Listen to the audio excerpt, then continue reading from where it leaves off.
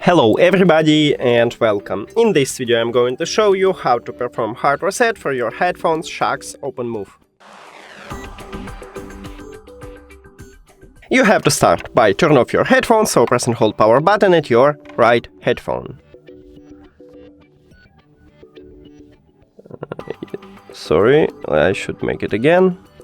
Yeah, here we go, we just turn off it. Then you need to press and hold this power button again to enter pairing mode until this LED light starts flashing blue and red. Here we go. After that, you need to press and hold at the same time volume down button, this power button, and also multifunctional button at your left headphone. Until you will hear two beeps and also you will feel a vibration. So I'm just press and hold at the same time. Here we go.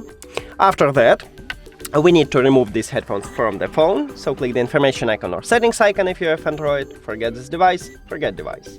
Also, if you have Android, click pair new device, and after that, it is in the pairing mode, so we can easily edit. Just tap on your headphones at the device list, and we did it. Thank you for watching this video. If you found it helpful, please consider subscribing to the channel and leave the like on the video. See you later!